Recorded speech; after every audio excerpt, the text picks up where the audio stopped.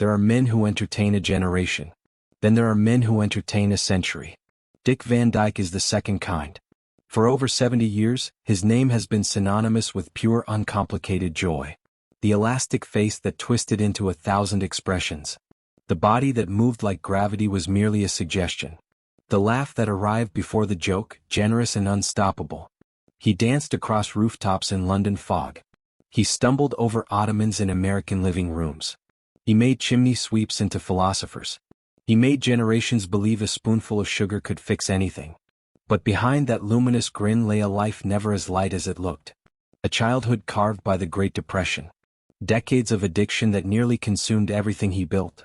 The death of friends, collaborators, and the woman who defined his golden era. Now at 100, a body that can no longer do what it spent a lifetime doing. Moving, leaping, dancing through the world without apology. Dick Van Dyke was born on December 13, 1925 in West Plains, Missouri. The Depression did not arrive as news but as slow suffocation. His father worked whatever job survival demanded. His mother held the household together with quiet dignity. The family moved to Danville, Illinois, and there the boy discovered he was funny.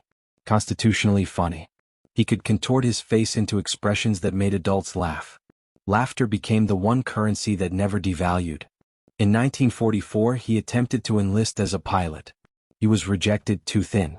He served stateside as a radio announcer, performing for troops who needed laughter the way they needed food. He learned comedy was not decoration. It was medicine. The road that followed was long and unglamorous. Local radio in Atlanta. A comedy duo called the Mary Mutes. Sparse bookings, thin pay. In 1948 he married Margie Willett. 4 children arrived. The pressure grew. He refused to surrender to practicality. His break came in 1961 with The Dick Van Dyke Show. It ran 5 seasons and won 15 Emmys. Dick won 5 himself. He became the standard, the benchmark against which all television comedy would be measured. In 1964, Walt Disney personally requested him for Mary Poppins. The rooftop dance with animated penguins remains one of the most technically impressive pieces of physical comedy ever filmed. But the summit exacts its toll. The schedules were merciless. Sleep became a luxury.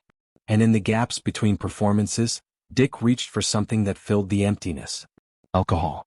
Not dramatically at first, but quietly, socially. The man who made the world laugh was losing himself in the laughter's shadow. His marriage to Margie, 30 years long, ended in 1976. The drinking worsened. By the early 1980s, it was impossible to ignore. He checked into treatment. Sobriety came as a daily decision repeated until it became identity. In 1976 he became involved with Michelle Triola. She stood beside him through recovery. When she died of lung cancer in 2009 he lost something no award could replace. He grieved quietly. At 86 he met Arlene Silver at the Screen Actors Guild Awards. She was 40. Critics questioned it. They refused to be reduced. She saved his life, not metaphorically, practically.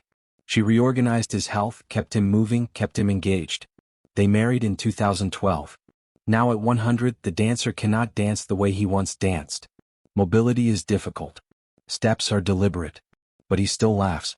That laugh arrives the same way it always did, generous and unstoppable.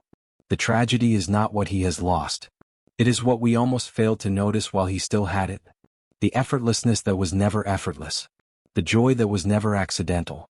The discipline behind every performance that looked from the audience like pure natural gift. Dick Van Dyke continues. And for that, the world owes him not sympathy but gratitude.